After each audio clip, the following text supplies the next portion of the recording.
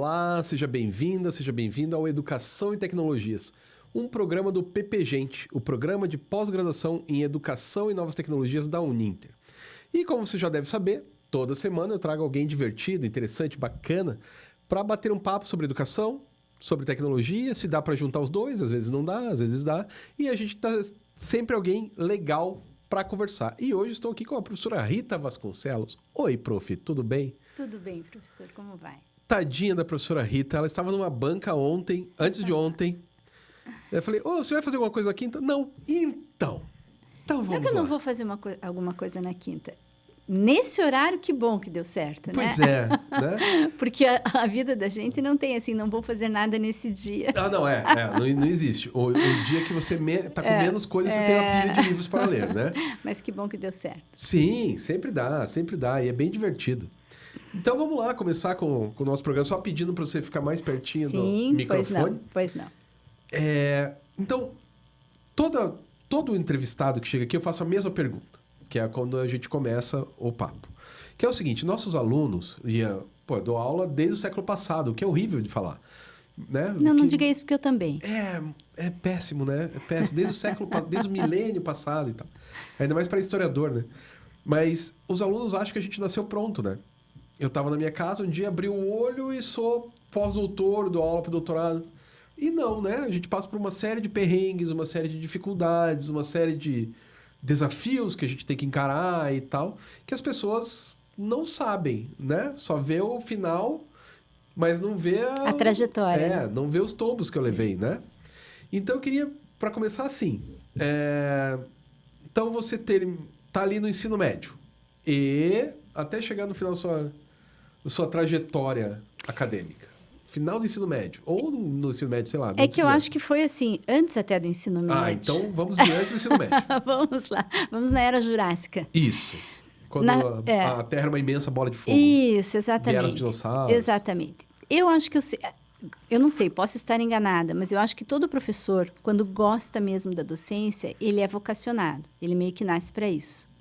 Eu acho que eu meio que nasci para isso. Tanto que na minha época você fazia ou científico, ou magistério, Sim. ou algum outro curso técnico.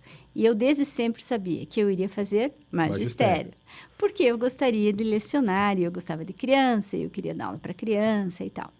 Então, eu fiz magistério. Ali no Instituto de Educação?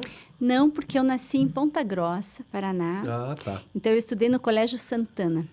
Sei, conheço. Conhece o Colégio Santana? Sim. É da Congregação das Servas do Divino Espírito Santo. Isso. Enfim, estudei minha vida toda lá, fiz magistério lá. E quando entrei para a faculdade de Direito, lá na UEPG, lá em Ponta Grossa, eu fazia Direito à noite e o que eu fazia, dava aula para crianças durante o dia. Claro. Então, assim, eu fiz magistério para ser professora. Eu sempre quis ser professora. E aí foi um caminho natural, porque aí eu fiz Direito. Terminando a faculdade de Direito, além de advogar, eu também comecei a lecionar na própria UEPG de início. Então, eu não tive... Escolha. Alguma coisa assim que me escolheu e eu não parei de lecionar desde essa época. Porque também tem uma coisa interessante, professor, que talvez os alunos não saibam. Porque hoje em dia, para você entrar numa faculdade, eu vou ser professor, você precisa de uma titulação, você precisa ter mestrado, depois doutorado, uma série de exigências. Mas não na minha época. Sim. Não na minha época. Então, eu sou daquela geração que eu consegui sair da faculdade, entrar numa pós lato sensu, uma especialização. Sim. E enquanto eu fazia essa especialização, eu já fiz um concurso público, porque era o IPG, para lecionar lá, entrei como professora colaboradora. Então, eu não saí da faculdade, assim. Eu terminei como aluna e no ano seguinte eu já era professora colaboradora. E foi assim, nunca mais parei de lecionar, né? Mas então foi desde antes da faculdade, foi quando eu quis fazer magistério e era a minha paixão desde sempre. Sabe que ainda existe magistério no Santana? Existe? Existe. Bom saber disso. O nome não é magistério, né? O nome é formação de professores agora, se não me engano. Eu dei palestra para eles, eu fui até Ponta Grossa dar palestra para esse pessoal. Foi antes da pandemia, eu acho que foi 2018, talvez. Então, antes pelo da menos pandemia. até 2018, tinha o curso de formação de professores para o ensino médio, que é o magistério, né? Que aqui em Curitiba é lá no Instituto de Educação, que fica no prédio atrás da Uninter, inclusive. Aonde, quando eu era criança, eu ia lá, que a mãe do meu melhor amigo trabalhava lá. E daí a gente ia lá fazer aula de biologia marinha. Sabe aquela coisa? Vamos ocupar esses moleques aqui de Sei. tarde? Porque senão eles Cabeça ficam vazia, Isso, eles ficam oficina. largados. Aí a mãe dele falou com a minha mãe... Falou, não, vamos fazer isso. Biologia marinha, pra quê, né? Eu sou historiador. Nunca... Mas deve ser super interessante. Eu acho que eu estudaria biologia marinha, assim, só para saber. Pra conhecer. Então, acho que é uma coisa meio... Não lembro direito, que também quando você tem 13, 14 anos, você não pensa muito, né? Não, Alguém vai pensar não. por você. É. Então eu fazia isso. E o Santana ainda tem esse... Pelo menos Que eu legal, acho, né? que legal. Tomara se- que tenha um bom público, porque você sabe que eu acho que para quem leciona, claro, estou falando já nas faculdades e tudo mais, em pós, sabe que é importante esse curso Sim. antes, eu acho. Para didática, tudo bem que você tem alguma disciplina didática no ensino superior, alguma coisa assim, os estágios de docência, né? Claro. Nos cursos de pós-graduação, estrito sensu, você tem que fazer. Mas, olha, eu acho que me ajudou sempre bastante esse curso, lá no ensino médio. Eu acho que dar aula Em termos pra... de didática, E dar aula sabe? para criança ajuda muito quando você vai dar aula para adulto, né? Ajuda. Porque o adulto é muito mais fácil, né? Para dar aula do que criança. Há controvérsias. É. Tô brincando. É porque, assim, criança é mais pura, eles não vão, sabe, ser malvado com você, mas eles têm muita energia. Eu me lembro que uma vez eu fui dar uma palestra, não fui dar uma aula, fui dar uma palestra. Foi, sei lá, das 14 às 16. 2 horinhas de palestra. Pro 6º ano. 11 anos. Tudo o que eu falava, eles começavam a repetir entre eles. Então, assim, eles estavam empolgados com a palestra. Fui dar uma palestra sobre história em quadrinhos. Falou, olha, isso aqui é um balão. Balão, você viu o balão? Ah, balão. Professor, olha, tem balão. Tá, daí a professora mandava eles ficarem quietos. Daí eles ficavam quietos. Então, isso aqui é uma onomatopeia. Ah, você viu? Onomatopeia? Eu cheguei em casa às 5 da tarde e eu dormi até o outro dia. Claro, a energia Esgotado. é esgotada. Mas posso falar uma coisa? Eu acho que existe uma interação Ah, sim. que talvez seja mais gratificante para o professor essa interação do que muitas vezes você falar para um público que está ali meio inerte. Então, esse é um desafio hoje, né? Isso. Esse é um desafio hoje. Mas a criança, claro, se você conseguir ali pegar aquilo que motiva, essa interação, essa troca é muito gostosa. Eles são engraçados, né? São engraçados. E daí você tem que entrar na deles, e, Claro. enfim, né? E é uma troca muito gostosa. Tanto que eu lembro com carinho de alguns ex-alunos, lógico, aluninhos, né? Tinha alguns que nas férias, tudo bem que a gente vai falar da Era Jurássica, mas depois você atualiza. Que as mães diziam assim, o fulaninho estava chorando de saudade. Naquela Sim, época, era possível ainda chamar de tia, né? As professoras, né? Estava com saudade da tia Rita. Daí ele levava, tomava um cafezinho comigo e daí ia para casa, né? Então, assim... E aconteceu de eu chegar aqui, já em Curitiba, lecionando na PUC, e, de repente, um aluno, mais de uma vez, um aluno, uma aluna, chega... Você não é a tia Rita? Você não é... Isso é muito legal, né? Então, assim, foram meus alunos novamente, já no curso de Direito. Então, isso é muito legal. Não, isso deve ser muito legal. Eu tenho uma das minhas melhores amigas que dava aula para alunos de 5 anos. Há 20 anos. Portanto, essas pessoas de 5 anos já têm 25. Sim. Já tem barba na cara. E um Sim. dia a gente estava andando no shopping, eu e ela, né? E a minha sobrinha, né? A filha dela e tal. A gente... blá, blá, blá, blá, blá. Daqui a pouco... Oi, tia Ali. Ela, oi! E meio assim, tentando entender quem era, né? Daí ele falou, eu sou o fulano, irmão da cicrana. Daí ela... Ela fez o link. Mas é muito legal isso. Porque era uma criança de 5 anos, agora tem 25, né? Imagina. Então, você imagina esses meus alunos que chegaram aqui. Você não é a tia Rita? Quer dizer, de alguma forma, eu marquei a vida deles. Claro. Porque você vai lembrar de uma professora de 2ª série, 3ª série. Eu dava aula para crianças assim, de 7, 8 anos. E depois eu encontrei eles na faculdade. Muito legal, né? Não. Isso eu acho bem legal. Eu sou historiador, né? E depois fiz mestrado e doutorado em História. No meu doutorado em História, o meu professor da 5ª série foi Porque eu sou historiador por causa dele. Que legal E eu isso. convidei lá, Nossa, ele que foi. legal. Todas as fotos que tem da minha tese de doutorado, foi ele que tirou. O professor foi lá, levou a câmera, todo orgulhoso e tal, né? Aí as pessoas achavam que ele era meu pai. Imagina o orgulho, isso que eu ia dizer, o orgulho então. dele, né? E a alegria dele, claro. Sim, pô, querendo ou não, tava virando doutor, né?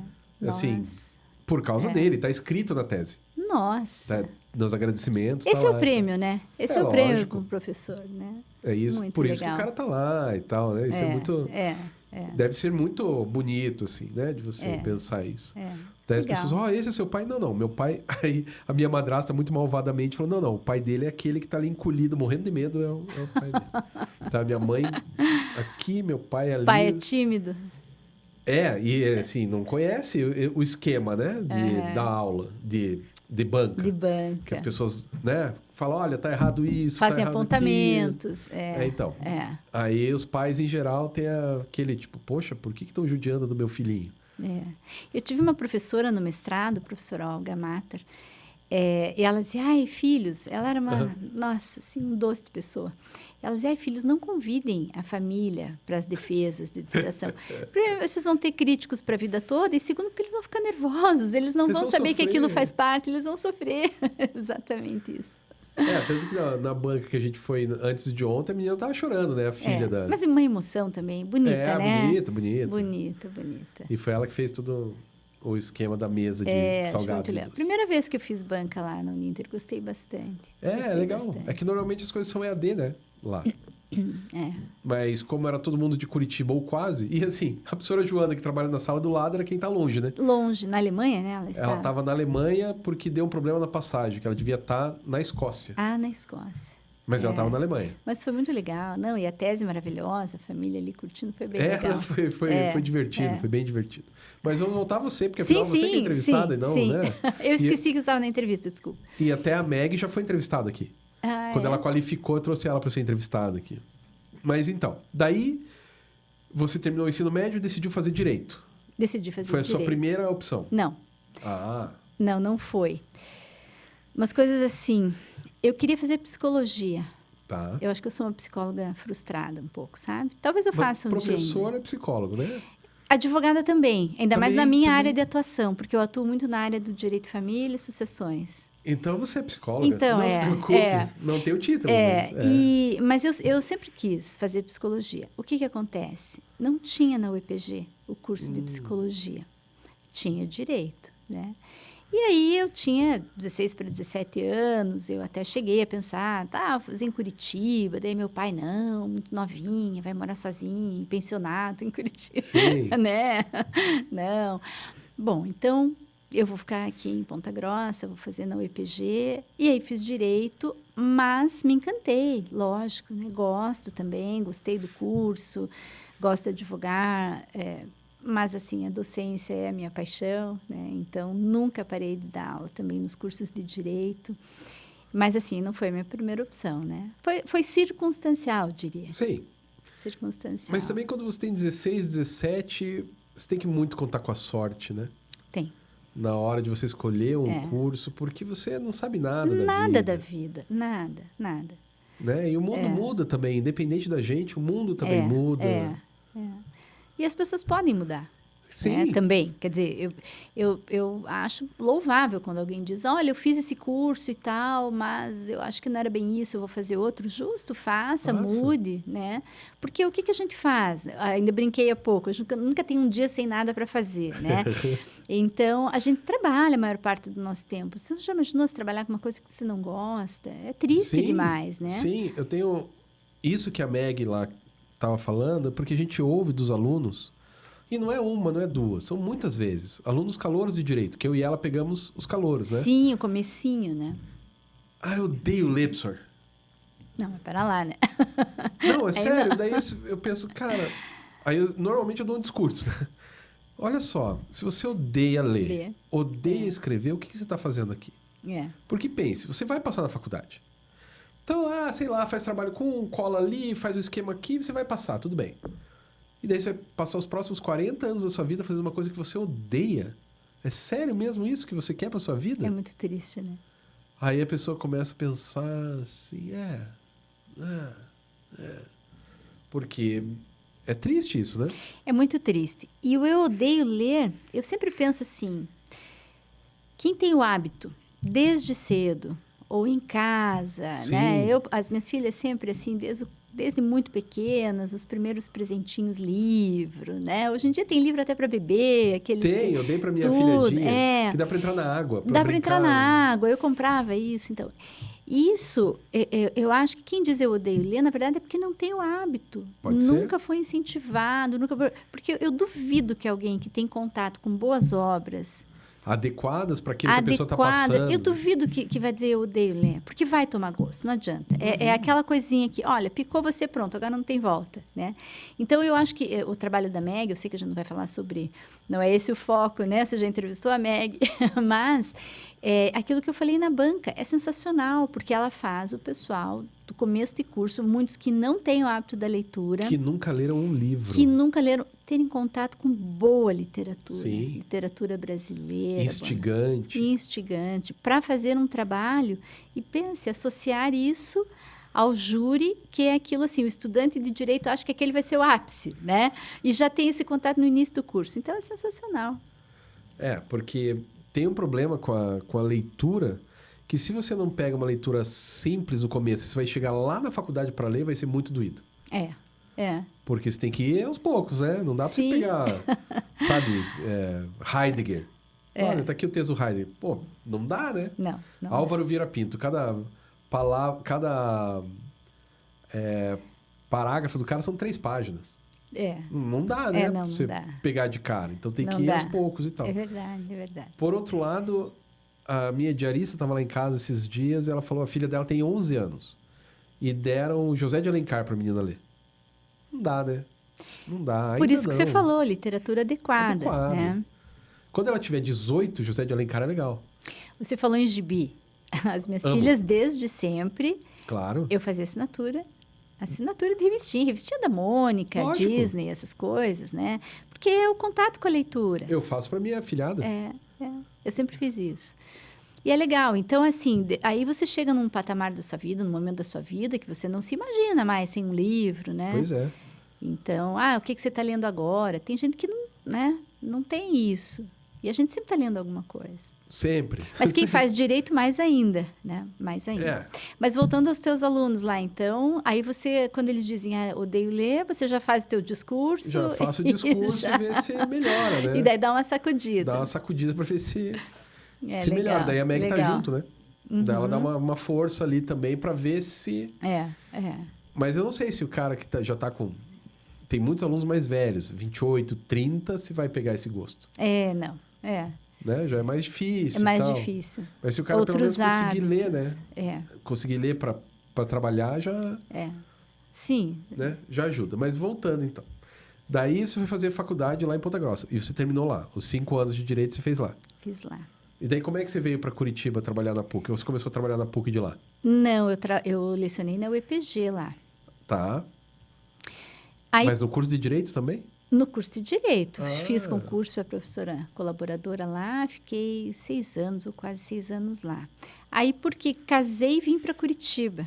Entendi. E aí, quando vim para Curitiba, que não teve nada a ver com a faculdade, né? Vida pessoal, aí vim para Curitiba e aqui eu pensei, não, eu preciso continuar... Já tinha um currículo, lecionando e tal. Uma carreira, né? Isso. E aí entrei na PUC. A PUC, então isso já faz 31 anos, 31 um pouquinho. Sim. Mais de 30 anos, com certeza. E então aí entrei na PUC e, claro, né, comecei a advogar. No começo tinha 40 horas na PUC, então eu tive uma experiência legal ali no núcleo de prática jurídica. Sim, não era assim sim. que se chamava antes. Não sei se vocês sabem como se chamava antes. Era esses núcleos de prática jurídica das faculdades. Antes era um escritório modelo de aplicação. Isso. Então a gente dizia que era EMA. Então, eu trabalhei no EMA, né? Que era o escritório modelo de aplicação. Aqui na Federal não era aplicação, era só escritório modelo Escritório ou escritório modelo. júnior. Em alguns cursos era escritório júnior. Isso. Mas hoje em dia, eu acho que a denominação é mais adequada, né? Núcleo de prática jurídica. Claro. Mas, enfim, então ali a gente também tinha contato com a advocacia, né? Porque, além de você ter as suas matérias, as disciplinas, você atendia a população carente. Então, a Defensoria Pública, na época, também não estava tão estruturada para absorver essa demanda. Sim. Então, a gente absorvia... Hoje ainda os núcleos de prática jurídica absorvem uma demanda bem considerável de população carente, né? Que precisa. E hoje fazem convênios com os tribunais também, para... enfim, para atuação em juizados e tudo. Mas eu tinha isso. Mas aí, como a advocacia, a gente precisou desenvolver e tudo mais, aí eu fui diminuindo um pouquinho a carga horária na faculdade, fui indo mais para a advocacia, e aí me dividi. E aí não teve volta. E aí me dividi, então aí hoje eu advogo e também leciono e gosto das duas coisas. E daí você dá aula na PUC e na Unibrasil? Na Unibrasil. Unibrasil é mais recente, porque aí eu recebi um convite para integrar o PPGD lá na Unibrasil, e muito legal, um convite muito honroso. Então, estou lá já... Foi na época da pandemia também que eu entrei lá, acho que 2020, por aí, 2021, enfim. Então, assim, é mais recente, mas também é muito gostoso, né? E daí é uma outra pegada, porque na PUC eu trabalho com a graduação. Sim. Com os calouros ou não? Ou mais... Um pouquinho mais já, os meus. E uma coisa que eu gosto de fazer bastante, gosto bastante também de fazer lá na PUC, é que eu coordeno uma pós em Direito das Famílias, que é a área que eu atuo. Ah, legal. Então, eu coordeno junto com a minha filha, que é filha da PUC também, que fez graduação e mestrado lá, a minha mais velha. Então, nós coordenamos a pós em Direito das Famílias e Sucessões lá da PUC. Então, é muito legal, porque é gostoso você aliar a tua advocacia, claro, com a pesquisa. Lógico, né? É por uma mais que coisa seja uma só, pós né? lato sensu, e, claro, é bem legal. E daí, no Unibrasil, aí sim o PPGD, que a gente tem lá as linhas de pesquisa sempre voltadas à democracia, direitos fundamentais, né? Então, Mas daí não família, no PPGD. daí não. Tá. A não ser, lógico, tem algum orientando que Sim, faz o daí a link demanda do com orientando, direitos... daí. porque direitos fundamentais e tudo, né? Mas daí lá, não. Então, assim, e isso... eu não me vejo não fazendo isso, né? E já Sim. faz... Olha, então, veja, 6 anos no IPG, por aí... Nossa, quando eu paro para pensar que é quase 40 anos, É um eu tempo, levo um né? susto. Tempo. Eu levo um susto, mas é algo que... Sabe aquela coisa, pode parecer meio piegas, e a pessoa fala, escolha uma profissão que você não sinta que você está trabalhando, Sim. né? Aquela coisa assim. Mas realmente eu não sinto que eu estou trabalhando. Você tem que ter uma profissão que, no mínimo, na maior parte do tempo, você tenha Então, às vezes você pode estar prazer, com né? cansaço. Às vezes o cansaço é físico, é lógico que é, né? Você trabalha desde cedo e às vezes você dá aula até tarde da noite e tal. Mas quando você está com os alunos, quando Sim. você está ali... É muito divertido. É muito gostoso, né? Bom, você sabe ser professor, né? Então, não tô... O ruim é preencher livro de chamada. Essa parte é muito chata. De resto, é tudo legal. É muito legal, né? Então, realmente, eu acho que é onde a gente recarrega as baterias. Como eu falo, pode parecer piegas isso, mas a gente recarrega as baterias. Porque a advocacia é uma atividade, você trabalha com problema. Pois é. Pois é. Por mais que eu tenha também, eu sou de formação também mediadora, eu fiz curso de mediação, fiz um curso em Portugal, sou certificada, mas eu não trabalho como mediadora. Eu fiz esse curso para me ajudar na advocacia familiarista, porque isso Sim. é muito importante. Eu brigo para fazer acordo. Porque são pessoas que, no mínimo, já se amaram um dia, né? Um dia, exatamente. E além disso, né, as relações familiares, as pessoas não se uniram pelo conflito. Isso, pois é. E elas não vão deixar de conversar se elas têm filhos, pelo menos. Pois é. Né? Então, é muito legal você conseguir restabelecer o diálogo e nisso a mediação é muito importante. Então, me ajuda bastante também na minha advocacia. Mas eu nem sei porque eu estava falando da mediação, né?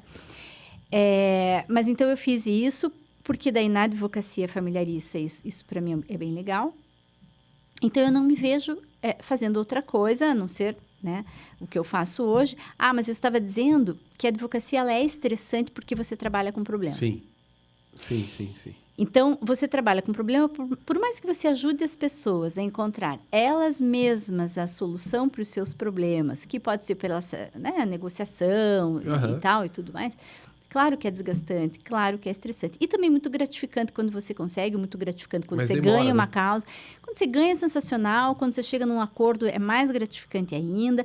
Isso é muito legal. Mas o que eu disse isso justamente para dizer que na docência, por mais que você esteja trabalhando, Sim, sim. você se reenergiza.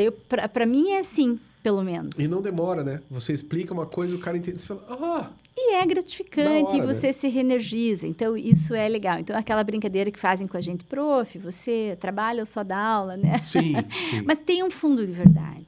É. Tem um fundo de verdade. Porque você tem outra atividade profissional, você trabalha bastante, você pode fazer outra coisa, mas pelo menos, claro, da minha parte, com seriedade, com dedicação. A gente preenche todos os livros que tem que preencher, todos os Nossa, isso é muito sistemas que tem que chato. preencher. A gente faz tudo isso. Não era livro, né? Você preenche sistemas hoje. Mas continua sendo chato. Você entra lá, enfim, seja qual for lá a plataforma que a tua faculdade usa, e se preenche tudo aquilo. Mas quando você está com os alunos, você se reenergiza. Sim, e é muito Eu legal. acho. É legal. É muito... Porque tem umas coisas divertidas, né? Como eu sempre digo, assim, sempre tem um Zé Graça na sala. Sempre tem uma polêmica que você não está esperando. Tem.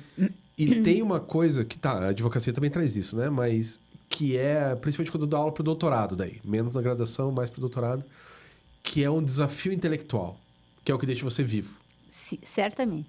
né? Eu não consigo me imaginar trabalhando em alguma atividade que seja só burocrática, só de preencher papel, alguma coisa assim.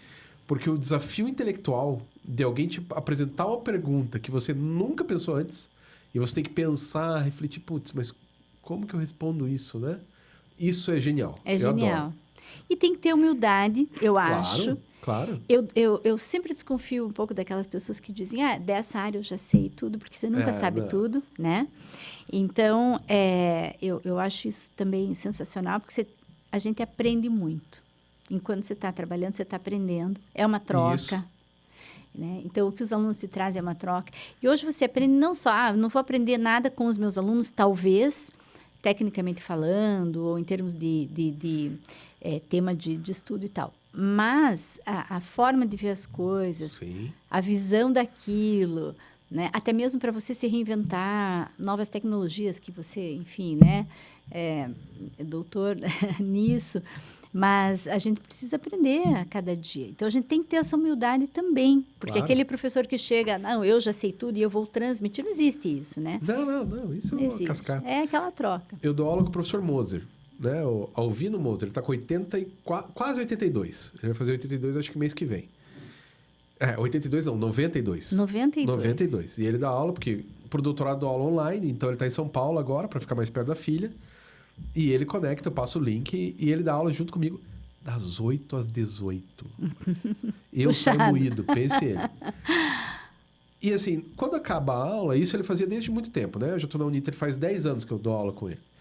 Quando acaba a aula, ele sempre fala para os alunos, muito obrigado, eu aprendi muito com vocês. Que legal. E daí ele vai embora. Que legal. Isso é muito legal. Que legal. E é verdadeiro. Ele não está sendo... Não. E daí a grandeza dele, né? Certamente. Porque aprende, sim, mas nem todo mundo tem humildade de reconhecer. É isso. Isso é bem importante, porque aprender é que faz você ficar vivo, né? Senão fica meio difícil. Mas voltando, então, você fez a sua graduação. O que é o seu mestrado? Então, eu sempre procurei aliar duas coisas que eu gosto de fazer. Na advocacia, né? Direito de família e também processo, porque eu sou professora de processo. Então, o meu mestrado foi em processo. Então, veja. Meu mestrado foi na área de processo civil. Tá. Então, eu não sei processo penal. Eu nem sei o que um processo sei processo de trabalho. Não, você sabe, mas vamos lá. Você tem um problema que você não conseguiu resolver sozinho, amigavelmente, enfim, com a pessoa que possa ter lesado você de alguma forma. Aí, o Estado, se fosse para explicar assim para as pessoas completamente leigas, né? O Estado te proíbe fazer justiça pelas próprias mãos, não é verdade? Certo. Aham. Se o Estado te proíbe fazer justiça com as próprias mãos, o que ele tem que te dar em troca? Ele tem que solucionar os teus conflitos. Sim. Então, o Estado, uma das funções estatais é a jurisdicional. Então, por isso que existe o Poder Judiciário para resolver os teus problemas. Mas como que ele resolve os teus problemas? Você tem que provocar o Judiciário. Com o quê? Com um processo. Ah, legal aí, ó. Porque assim, sabe que esse programa vai na TV aberta, então quanto mais as pessoas souberem, melhor. Então, veja, isso que a gente fala para os alunos, assim, quando eles entram, né, primeiro contato que eles têm, a gente precisa explicar, né, que realmente alguém tem que provocar o Judiciário. Então, se alguém estiver ouvindo e estiver ingressando no curso de Direito, nós temos uma Constituição que nos dá acesso à justiça. Então, está lá no artigo 5º, 35, não se excluirá da apreciação do Poder Judiciário nenhuma lesão ou ameaça a direito. Então, o Estado garante a solução do meu conflito se eu recorrer a ele. Mas eu tenho que fazer isso exercendo esse meu direito. Então, eu preciso instaurar um processo. Claro que mediante contraditório, a outra parte vai ter que ser citada para exercer seu direito de defesa e tudo mais. Então, existem mecanismos processuais que é a ferramenta. Entendi. Então, você pode ser doutor numa área X do direito material. Eu sou direito civil, eu sei tudo. Direito tributário, eu sei tudo. Mas se isso vira um problema, que você precisa da ajuda do Poder Judiciário, você vai precisar do quê? De uma ferramenta, que é o processo. E isso hoje há muito tempo, né? É considerado uma ciência que você pode estudar independente do direito material. Então, por isso eu falo, eu não atuo em processo penal. Então, se a questão for criminal, não sei fazer isso, não estudo isso. Quer dizer, sabia da graduação o que eu precisava saber para me formar. O mínimo, né? Direito de trabalho também eu não atuo. Então, a minha área de pesquisa sempre foi processo civil. Mas, voltando lá, eu resolvi fazer, então, o mestrado em processo civil aqui na PUC. Eu fiz. Mas aí sempre aliando com o que eu sempre gostei, na verdade, de estudar também na advocacia, que é o direito de família. Então, o que foi o meu tema de pesquisa? A empenhorabilidade do bem de família, que é o teu único imóvel residencial. É uma lei de 90, que está em vigor ainda, né? E que, claro, depois os outros códigos foram também trazendo regras a respeito. Mas o teu único imóvel residencial, ele não pode ser expropriado, né, por dívidas. É uma garantia que você tem para você ter um mínimo patrimonial, para você ter uma vida digna. Então, esse é o bem de família. Mas, na época... Eu posso me estender um pouquinho nessa? Deve, porque eu estou achando bem legal e tem várias perguntas na minha cabeça. Não, porque na época... Hoje, isso já tem súmula do Superior Tribunal de Justiça há muitos anos já dizendo isso. Mas quando eu fiz o meu mestrado, qual que era o desafio na época, né? Qual que era a hipótese de pesquisa? Porque hoje, se pensar em empenhorabilidade do bem de família, você tem o que para dizer? A lei já regula, os tribunais... já está óbvio. Já está óbvio. Mas o que não era óbvio na minha época? Os destinatários dessa proteção legal. Porque o nome, bem de família. Então, aquilo sempre me incomodou também, porque a lei falava em casal ou entidade familiar. Casal, você pensa, pessoas casadas. Família tradicional é pela via do casamento, né? Constituída pela via do casamento. Mas a gente sabe que a família é plural e as famílias não se constituem só assim. E daí, a expressão entidade familiar, a minha pesquisa era o que abrange? Por quê? A Constituição fala da união estável, só que usa ainda homem e mulher. Né? Demorou quantos anos para o STF, em 2011, só reconhecer a equiparação das uniões homoafetivas. Né? Demorou demais, mas, enfim, finalmente reconheceu. Mas, à época, não. União estável, homem e mulher. Ou as famílias monoparentais, que eram qualquer dos pais e seus descendentes. Mas eu aí ficava pensando, tá... E o viúvo e a viúva? Pois é, então. E os casais homoafetivos? E a pessoa sozinha? E aquela mulher que mora com a mãe para cuidar da filha? Exato. E os irmãos que perderam os pais e vivem juntos? Isso. Então, assim, uma série de... Então, o livro, que depois eu acabei publicando, que foi a minha dissertação de mestrado, é justamente a empenhorabilidade do bem de família e as novas entidades familiares. Porque não se esgota, né? Não se esgota. Então, na época, eu defendi a empenhorabilidade do bem de família do solteiro. Imagina você sozinho. Então, aí eu claro, brincando, né? Mas não deixa de ter um fundo de verdade. Então, você imagina um casal mal casado, que está se aguentando ali por razões, né, que não se separam e ficam ali. Esses têm a proteção legal, né? Porque é uma família. Sim. Aquele que perdeu seu cônjuge, seu companheiro, está sofrendo a dor da viuvez, está sofrendo a falta do companheiro ou da companheira. Esse não teria proteção legal, não é verdade? Nossa, sim. Então, quer dizer, é impensável. E aí a gente tem que buscar, tá, mas a proteção do bem de família veio para proteger a família ou a moradia? Aí você pega um viés constitucional, você pega... Um viés ético. Também, aí você pensa, tá, mas a origem, quando veio essa lei, ela foi inspirada numa lei lá do estado do Texas, que eles queriam povoar, então era para proteger moradia, no fundo, não qualquer tipo de entidade familiar, ou esse ou aquele. Então, assim, na época era um desafio e eu acabei defendendo isso. Lógico que o STJ depois sumulou isso. Sim. Então, há muitos anos já que não se discute a impenhorabilidade do bem de família para pessoa solteira, separada, viúva e tal. Mas, na época, fazia sentido pesquisar isso. Então, foi aí a minha dissertação de mestrado, porque eu sempre procurei aliar família e processo. Tem duas irmãs que moram na frente da casa onde minha mãe morava. Agora, não sei mais como essas pessoas estão, mas... Eram duas irmãs que se odiavam e cada uma delas era casada com um homem. Que em si não se odiava, não odiava ninguém. Mas as duas irmãs se odiavam e moravam na mesma casa. Que triste isso. Porque se ela saísse, ia perder a casa. E elas moravam ali se odiando, dividiram a casa no meio. Metade fica aqui. Parece aquele filme A Guerra dos Roses, lembra? Isso. Só que era um casal. Só que era um casal. Eles são duas irmãs. Mas por quê, né? Daí tinha um terceiro irmão que ele vinha para acalmar todo mundo. Então, todo dia ele ia lá, daí ele colocou Ele tinha uma empresa meio de conserto de carro, né? De ferro velho, assim, e tal. De lataria, meio como é que é o nome? Martelinho de ouro. E ele instalou lá, que daí deixava as irmãs calmas. Porque senão... Mas Pensa que vida, né? Que tristeza. E aí eu fico pensando isso, porque o teu refúgio... Sim. É tão gostoso voltar para casa, né? É tão legal, depois de um dia de trabalho, tal, você vai e volta para cá. Imagina você chegar num lugar que você não está à vontade, que você tem alguém lá que você odeia. Isso.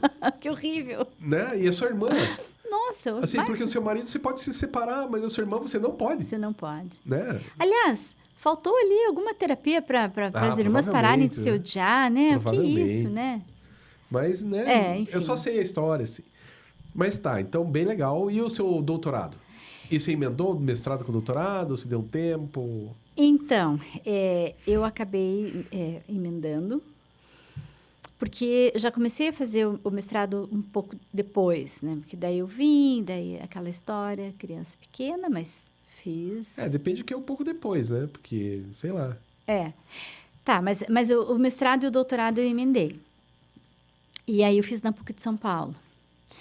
E também... eu acabei fazendo em processo, então aí eu não consegui aliar direito de família, então eu trabalhei um princípio... Fez na PUC de São Paulo? Na PUC de São Paulo.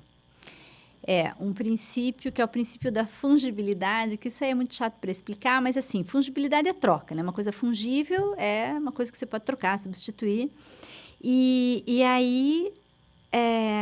a ideia, na época da minha pesquisa, trabalhar esse princípio da fungibilidade, é porque ele era aplicado na área recursal e a gente queria estender para outros mecanismos processuais. Então, por exemplo, você entra com uma ação para um objetivo X, mas o órgão do Poder Judiciário, ao receber aquela ação, fala, essa ação não é adequada, então eu vou extinguir essa ação, porque para mim não é, o advogado errou, não é essa ação. Se for um erro grosseiro, tudo bem.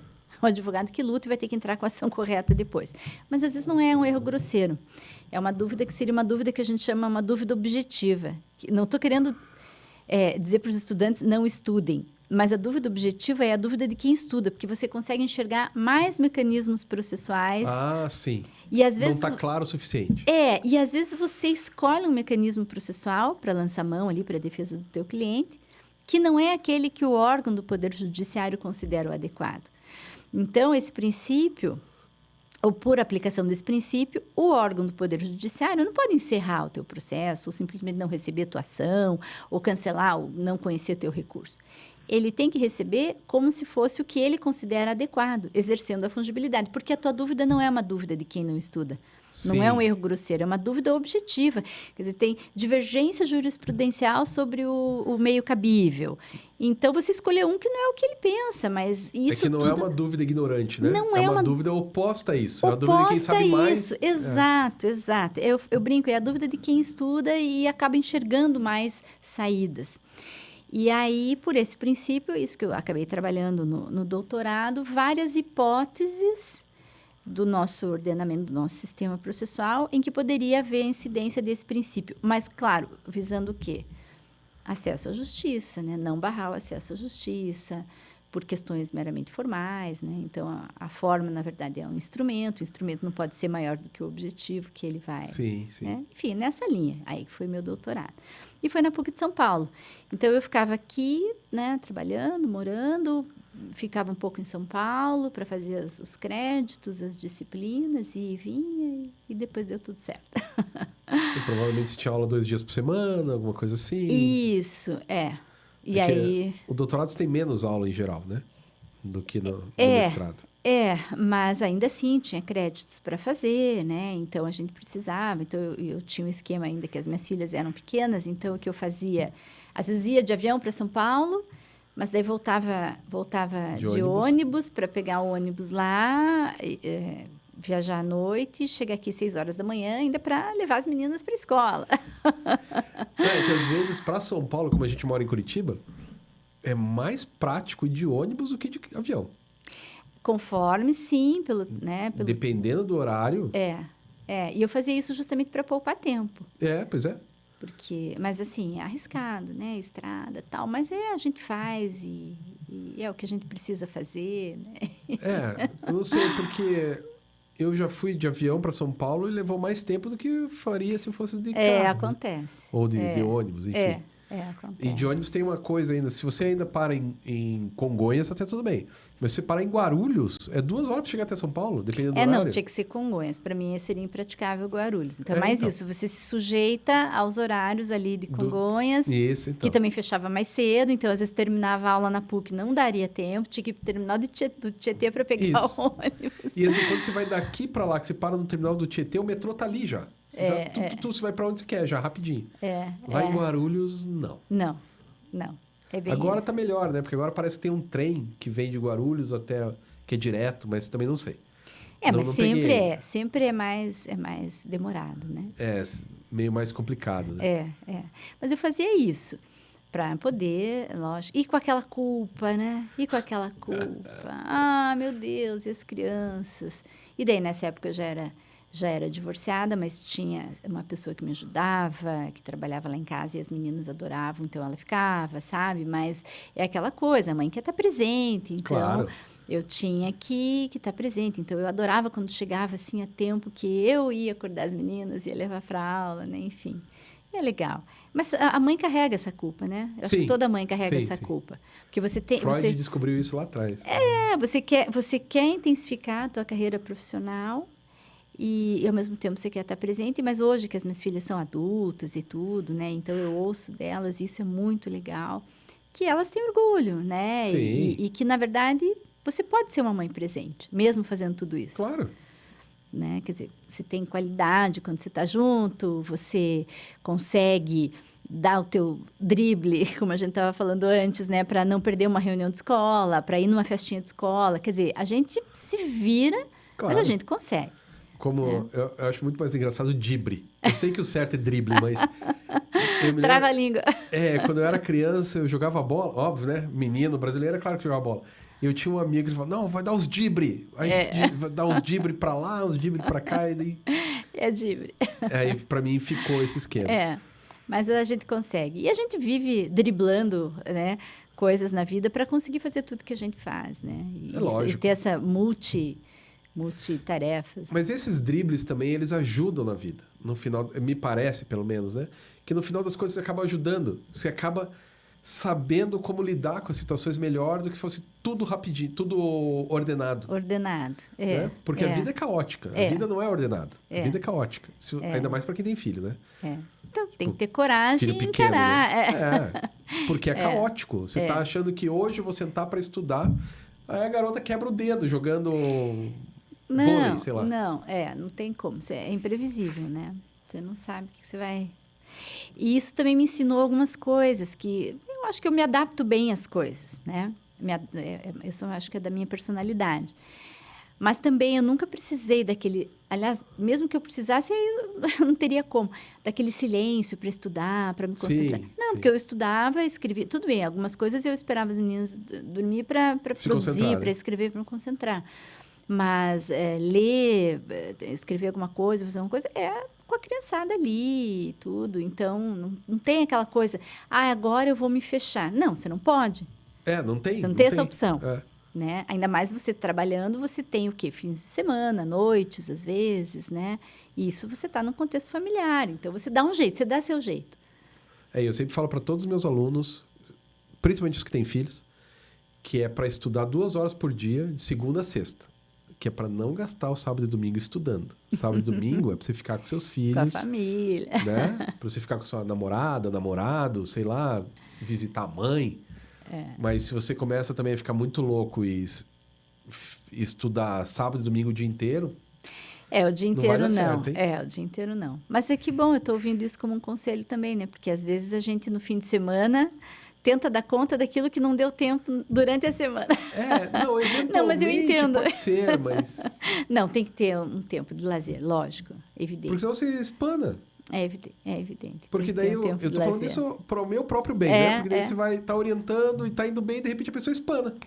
Então, já era. Não dá. Tem que dosar, né?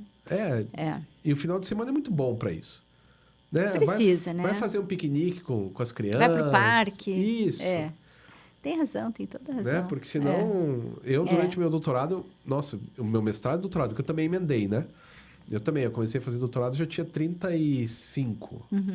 E daí eu emendei também. E... Nossa, é uma coisa do tipo... Cara, sábado e domingo eu não quero fazer nada. Porque eu trabalhava de manhã... No mestrado era assim, eu tinha aula todas as manhãs. Eu estudava, né? Todas as manhãs. Aí, estudava de tarde. Daí eu trabalhava numa empresa de tarde e de noite eu dava aula. Durante o mestrado inteiro. No doutorado também. O doutorado era 2 dias de aula, o resto do dia eu passava estudando. Aí, dava aula de tarde e de noite. Você fica moído. Aí, você precisa do sábado e domingo para não fazer nada. Para recarregar, né? Ficava assistindo Corrida Maluca na TV, mas não trabalhava. Porque senão você fica louco, né? Fica. A gente tem a tendência, eu fico me policiando. Porque gera uma ansiedade, né? Sim. Aí você pensa, não, mas eu tenho isso para fazer. E aí você tem o sábado, eu vou sair tal hora, mas um pouquinho eu vou trabalhar. E daí você acaba, quando você vê, é aquele pouquinho que você ligou o computador e você vai. Já era, né? Já era, tem razão. Viu? Essa entrevista vai servir assim para minha reflexão. Quando eu for trabalhar no fim de semana, eu vou lembrar, vou dizer, não, eu vou me jogar ali no sofá mesmo. Eu vou parar, vou ver uma série, vou caminhar no parque. Isso. Caminhar no parque agora tá meio difícil, né? Agora é meio difícil. Eu tava vendo, eu fui dar uma palestra naquela terça-feira de manhã. Foi a primeira vez na vida que eu dei uma palestra de gorro. Tava frio aquele dia. Não, tava -1, não é frio. Tava temperatura negativa. A hora que eu cheguei lá na Unibrasil, que minha palestra foi lá, né? Na hora que eu cheguei lá... E lá é muito frio. Aquele descampado, eu falei, meu Deus, o que eu tô fazendo aqui? O campus é muito bonito, assim como também é o da PUC, né? Então, eu, assim, me sinto super privilegiada, porque são lugares bonitos, mas tem bastante árvore, tem tudo. Então, realmente, você sente frio ali, quando você vai de um bloco para o outro, é muito frio. Que, assim, a gente tá acostumado com a Uninter ali, que é um prédio histórico, que bate sol. Ali não é frio. Se você está dentro do prédio, não é tão frio. Né? Mas o problema é sair lá fora também, né? Mas, enfim. Tá, e daí, o que você... Porque a gente já tá meio que indo para os finalmente. Tudo bem, nossa. E, assim, o que você fala para um aluno... Não, que não é aluno ainda. O cara do ensino médio ou que seja mais velho que vai fazer direito. O que você pensa que você deveria falar para uma pessoa que está pensando em fazer direito, fazer faculdade de direito? Talvez eu primeiro perguntasse o que levou. né? Por que que ele escolheu? Até para ver, assim, se ele está realmente sendo influenciado por alguém. Sim.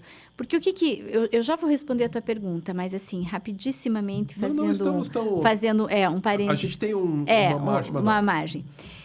Porque, às vezes, também tem aquela ideia da família que diz, olha, você vai fazer ou isso, ou isso, ou isso. Ou direito, ou medicina. Engenharia. Engenharia, Talvez odonto. Não sei. Para ser doutor.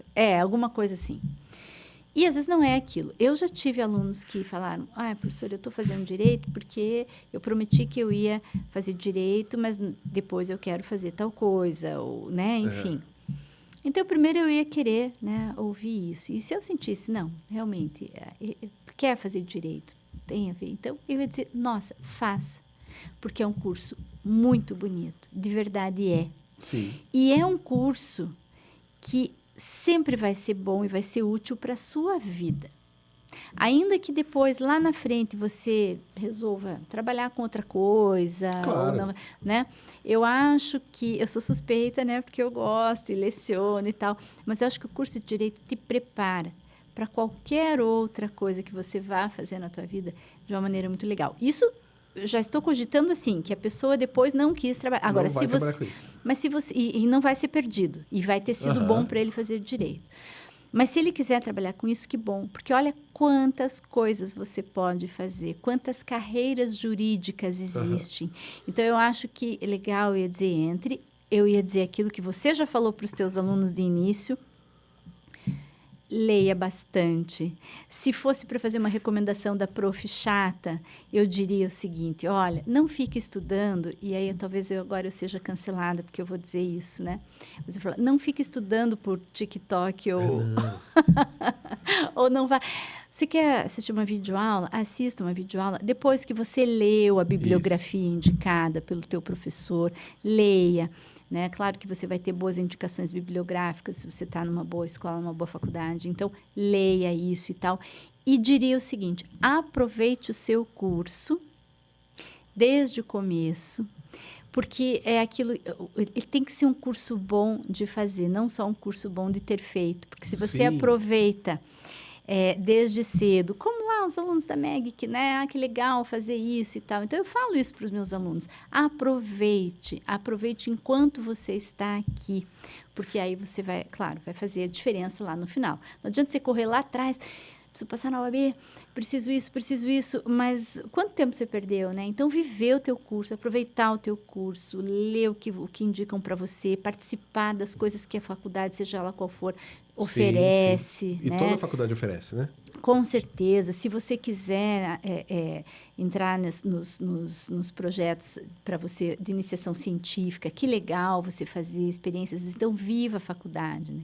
E é um curso que realmente vai te abrir tantas portas, porque você tem tantas carreiras jurídicas para você seguir.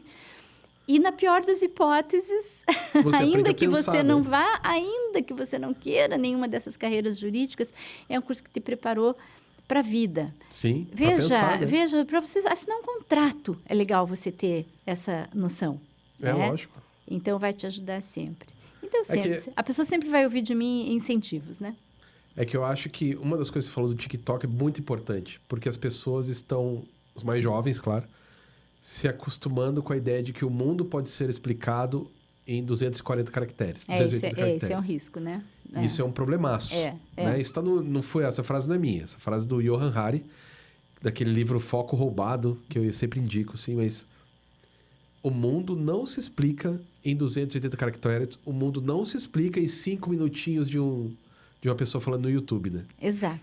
Aquilo pode te trazer aquilo que você já tem. Isso. Poxa, né? Acendeu, a minha memória tá... lembrei, já li isso. Né? E eu já tive consultas... a curiosidade. Curiosidade, também sem é dúvida. Bom. Também é bom. Mas eu já tive consultas, assim, no escritório, que as pessoas falam, doutora, mas é isso mesmo? Sim, é isso mesmo. Por exemplo, a divisão patrimonial lá, porque eu trabalho também com inventário, né? Então, mas fulano tem direito a isso? Não tem? Mas aqui a esposa concorre com os filhos ou não? A viúva, tal? Não, aí eu explico tudo direitinho. Certeza, doutora? Sim, certeza, né?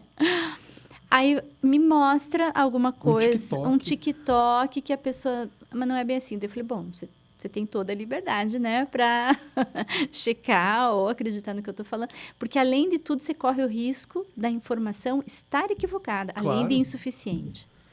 Claro. Porque você não tem um filtro prévio, né, e para não você tem- postar alguma coisa. Não tem nenhuma... Isso. Isso aí, não Né? tem nada que te diga que você não pode colocar uma coisa errada na É, internet. exato. Então, eu acho que é legal, não estou querendo dizer que, não façam, ou, né, não é isso. Mas, se alguém for consultar isso, tem que pelo menos consultar desconfiando, né? Porque... E para estudo, não, né? Certamente é insuficiente, se é que vai estar correta a informação, ela vai ser insuficiente. Eu Ela acho pode que ser ela complementar. Só serve se for para aguçar a criatividade. Também, exato. Ou para falar uma coisa divertida que você já viu antes, mas tá Isso, engraçadinho. é. Mas como informação de verdade, não dá, não tem como. Não. Né? É como você... Lembra quando a gente fez vestibular que tinha o livro de resumos dos livros do Das vestibular? obras Das indicadas, né? Você vai olhar lá o Dom Casmurro, por exemplo, que eu me lembro disso. Dom Casmurro era mais ou menos, existe o Bentinho, ele é brabo porque a Capitu talvez tenha traído ele com o Escobar e nasceu filho. Pô, Aí você vai ler o Dom Casmurro, é um negócio muito mais denso, muito mais divertido. Que daí as pessoas têm uma ideia de que o Dom Casmurro é chato, porque pelo resumo é mesmo. Aí você vai ler o negócio, é muito engraçado, muito divertido, o jeito que ele olha. Então, é isso. Não dá pra você tentar resumir o mundo. Dá. Né? Não dá. O mundo não é resumível. E esse é um desafio também dos professores, né? Nós, professores, hoje, porque você precisa cativar um público que está acostumado a esse tipo de informação resumida. Hoje, se você abrir um texto no teu computador, já tem ali a inteligência artificial dizendo, você prefere ler um resumo? Esse texto é longo. Não é assim? Então, assim, a tentação de você dizer, prefiro ler o resumo, né? Então, quer dizer, você tem um desafio para você trazer novas tecnologias. Eu acho que isso as universidades, elas estão caminhando muito bem, até para capacitar os professores no uso de novas tecnologias, sim. justamente para você poder conquistar esse público e não ficar lá com aquela aula, blá, blá, blá, 1h30, 2 horas, porque eles não conseguem ficar concentrados todo esse tempo. Então, você tem novas tecnologias, você precisa explorar, mas você precisa também transmitir isso, de que é lógico que isso que eles vão obter facilmente vai ser para ou complementar, ou fazer lembrar, ou até instigar. Isso. Mas nada substitui aquilo que os teus professores te indicam como fonte bibliográfica, como fonte de pesquisa. Ainda mais no direito, que hoje você não basta também conhecer doutrina. Você precisa saber como os tribunais estão interpretando, né? Claro. Nós temos precedentes hoje, então você precisa estar antenado com o que os tribunais estão decidindo.